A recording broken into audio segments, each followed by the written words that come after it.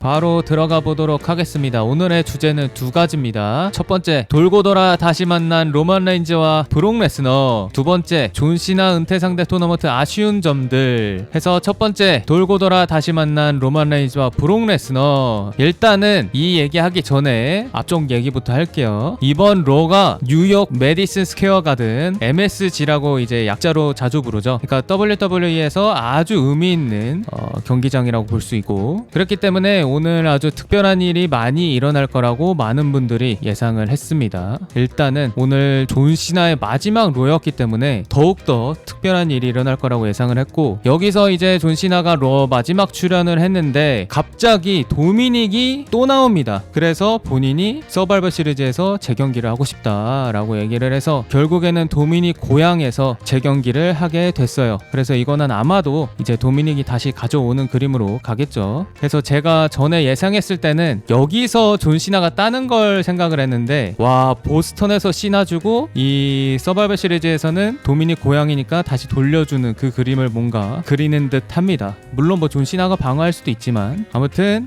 이 둘의 이제 재경기가 서바이벌 시리즈에 추가가 됐고, 그리고 두 번째로 아주 특별한 일, AJ 리가 등장했어요. 아주 오랜만에 세스 롤린스 베키 린치와 대립할 때 그때 이제 경기를 하고 이제 한동안 안 나왔었는데 오늘 오랜만에 등장을 했고, 맥신 듀프리가 위민스 인컨챔 대관식을 할 수 있도록 베키 린치의 시선을 끌었다. 그래서 아마도 AJ 리랑 베키 린치랑 대립을 이어갈 수도 있지 않을까.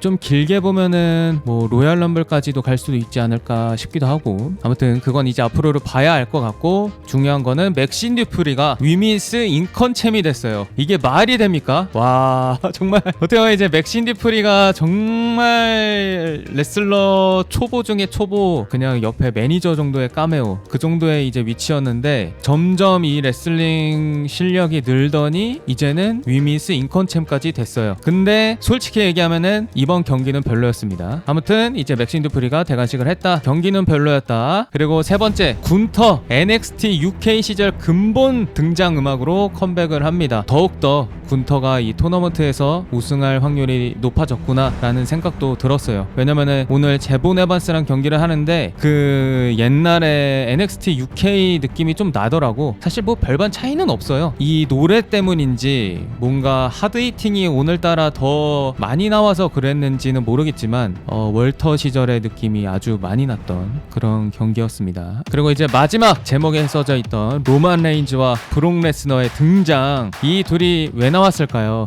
어떻게 보면 당연히 이제 남성부 워게임 마지막 멤버들로 들어가기 위해서 오늘 등장을 했죠. 그래서 4대4 구도였던 코디 로즈, CM 펑크, 제이 우소, 지미 우소 대 더 비전, 그러니까 브론 브레이커, 브론슨 리드, 로건 폴, 드루 맥킨타이어, 이 4대4 구도였는데 선역팀에 로만 레인즈 들어갔고 그 악역팀에 브록 레스너가 들어갔다. 근데 여기서 저의 불만은 우소즈가 여기에 꼭 껴야 했을까? 랜디 오튼, LA 나이트는 어디로 갔는가? 라는 얘기를 안 할 수가 없죠. 제이 우소야 뭐 아직 인기가 어느 정도 남아 있으니까, 제가 이 어느 정도라고 표현하는 이유가 요새 제이 우소 영상에 싫어요가 엄청 많아요. 거의 뭐 3대7 많으면 뭐 2대8까지 갈 기세로 싫어요가 엄청 많이 눌리고 있습니다. 아무튼 뭐 제이 우소까지는 저는 뭐 어느 정도 이해할 수 있는데, 지미 우소 자리에는 최소한 LA 나이트는 들어갔어야 되지 않나 라는 생각이 들고, 랜디 오튼이 워게임즈 하기에는 좀 힘든 몸이라고 쳤을 때 LA 나이트로 고른 건데, 뭐 지난 서바이벌 시리즈 때 사실 지미 우소가 활약을 했긴 했습니다. 예상치도 못한 활약을 했죠. 그래도 지금까지 보여준 이 LA 나이트의 활약이나 어떻게 보면 이제 LA 나이트를 한번 팍 띄워줄 때도 됐고, 뭐 워게임즈 한번 경험시켜줄 때도 됐고,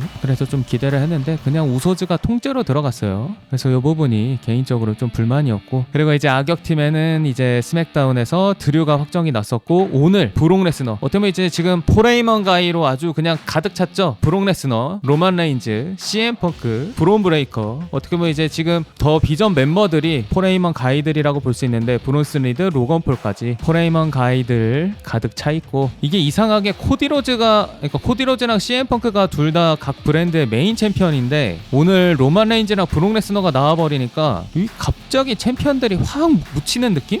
저만 그렇게 느꼈는지 모르겠지만 이 메인 챔피언들이 갑자기 묻히는 느낌이고, 이 메인 챔 두 명이 여기에 뭉쳤는데도 불구하고 선역팀이 잘하면 질 수도 있겠다 있겠다라는 생각이 들 정도로 이게 밸런스가 참 오묘합니다.